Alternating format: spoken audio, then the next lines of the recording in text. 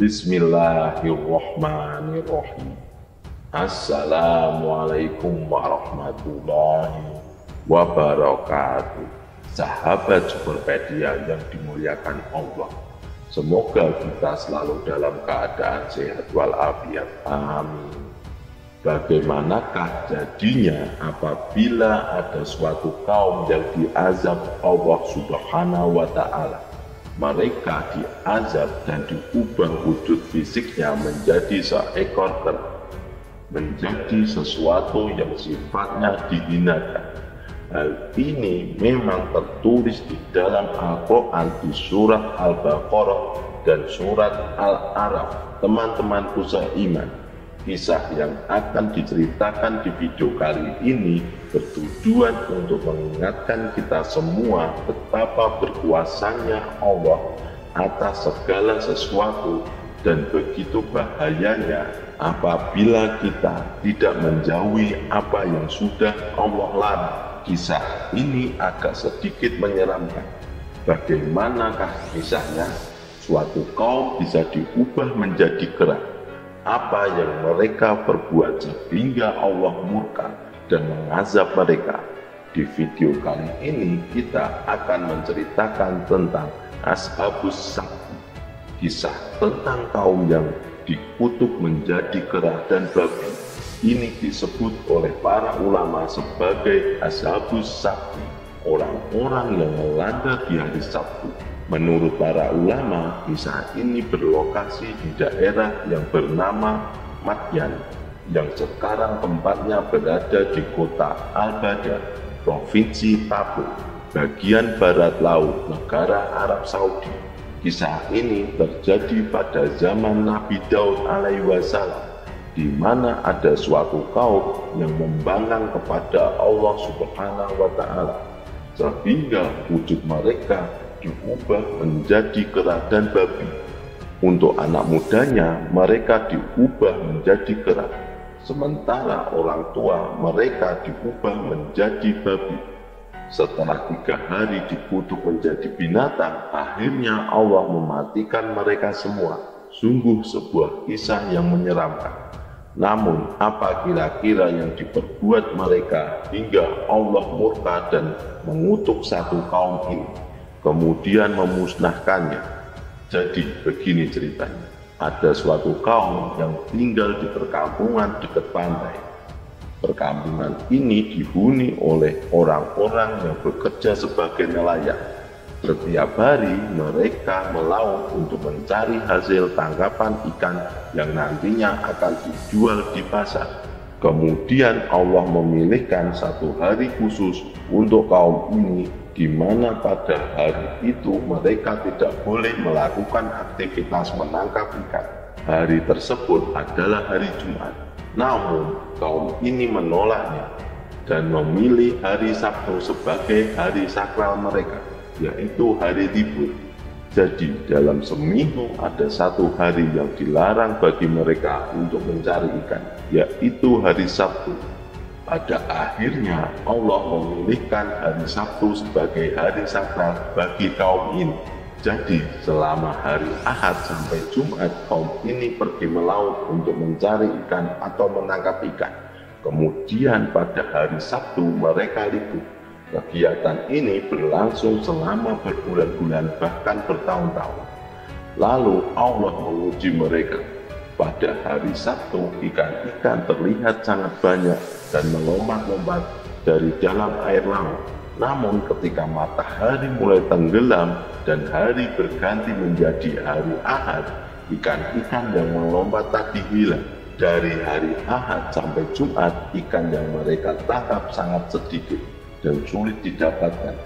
Sementara itu ketika hari Sabtu, ikan-ikan terlihat sangat banyak dan berlimpah, bahkan bisa terlihat dari pinggir laut.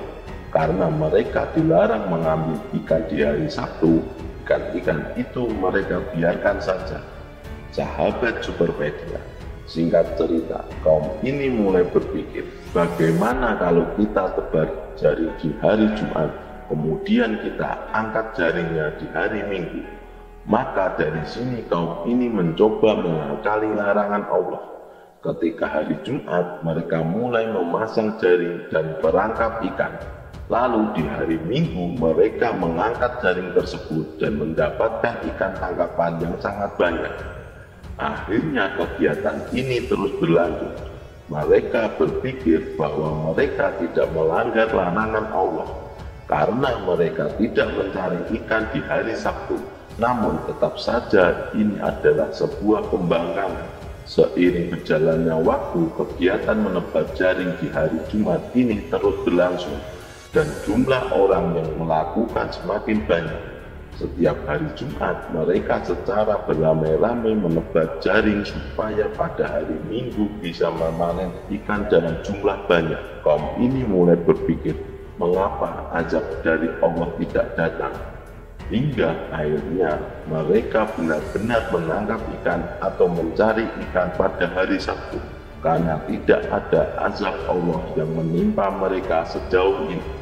Mereka berpikir aman-aman saja dan tidak perlu ada yang dikhawatirkan. Akibatnya kegiatan melaut dan menangkap ikan besar-besaran pun terjadi pada hari Sabtu. Padahal jelas-jelas Allah sudah melarang untuk menangkap ikan di hari tersebut. Namun kaum ini telah melampaui batas. Mereka membuat makar. Awalnya mencoba menipu Allah dan sekarang secara terang-terangan melakukan apa yang dilarang Allah. Karena peristiwa ini, masyarakat atau kaum ini terbagi menjadi 3 golongan. Golongan pertama adalah orang-orang yang sengaja menangkap ikan di hari Sabtu.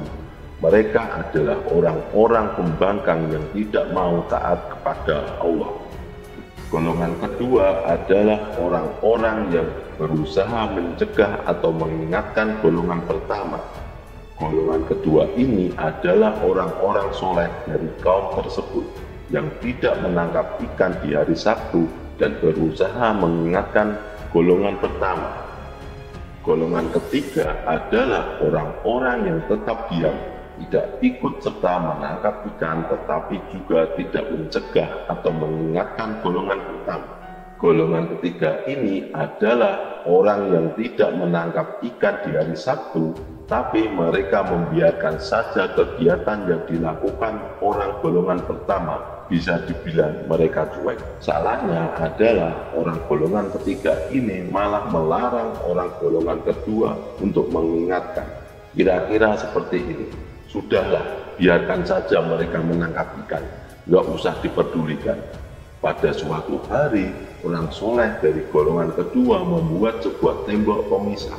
Tembok ini memisahkan antara orang golongan pertama dan ketiga dengan orang golongan kedua.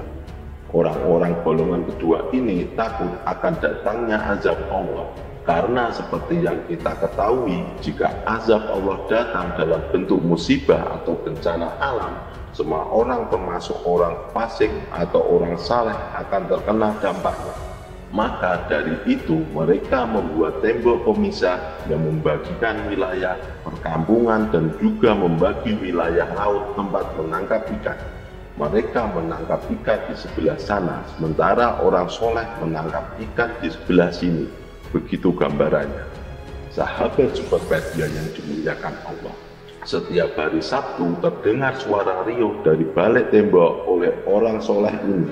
Mereka selalu mendengar kegiatan orang-orang di balik tembok yang sedang melakukan penangkapan ikan. Dan kegiatan ini terus mereka dengar dari hari Sabtu ke Sabtu. Pada suatu hari menjelang hari Sabtu, orang-orang soleh ini tidak mendengar sama sekali suara riuh dari balik tembok itu. Malahan terkesan sangat sepi. Penasaran, mereka bertanya-tanya apa sebenarnya yang terjadi dengan orang-orang di balik tembok itu. Kok tiba-tiba hari ini begitu sepi? Jadi seorang pemuda disuruh memanjat tembok pemisah untuk melihat apa yang sedang terjadi di sana. Ketika pemuda ini memanjat tembok dan mulai melihat ke perkampungan dari atas tembok, tiba-tiba ia terkejut karena tidak ada orang sama sekali. Seluruh perkampungan terlihat sepi dan senyap. Yang terlihat pemuda itu malahan ada banyak sekali kera dan babi di sana. Akhirnya orang-orang soleh ini secara beramai-ramai mendatangi kampung tersebut. Benar adanya, yang mereka lihat hanya ada kera dan babi, dan tidak ada penduduk sama sekali. Namun jika diperhatikan, kera-kera di sana bertingkah agak aneh. Mereka memandangi orang-orang golongan kedua ini dengan muka yang begitu sedih. Bahkan ada yang sampai menangis. Dari sinilah mereka sadar, ternyata kaum di balik tembok pemisah ini telah diazab oleh Allah Subhanahu wa Ta'ala dengan diubah fisik mereka menjadi babi dan kera. Makanya tak ada satupun dari mereka menemui penduduk di balik tembok ini, karena ternyata azab Allah Subhanahu wa Ta'ala telah turun kepada mereka. Masya Allah, lihat bagaimana mudahnya Allah untuk menghinakan para pembangkang ini. Ada riwayat yang mengatakan setelah 3 hari mereka diubah menjadi babi dan kera, maka Allah mematikan mereka semua. Jadi tidak ada sisa seorang pun dari penduduk golongan pertama dan ketiga. Jadi itulah kisah tentang Ashabus Sabti. Semoga kisah kali ini bisa mengingatkan kita betapa pentingnya menjauhi apa yang sudah dilarang Allah Subhanahu wa Ta'ala, dan senantiasa mengingatkan kerabat apabila ada yang berbuat tidak benar. Semoga cerita kali ini bermanfaat. Mohon maaf atas segala kekurangan dan kesalahan saya. Yang benar datangnya dari Allah Subhanahu wa Ta'ala, sedangkan salah itu datangnya dari saya pribadi. Saya akhiri video ini. Wassalamualaikum warahmatullahi wabarakatuh.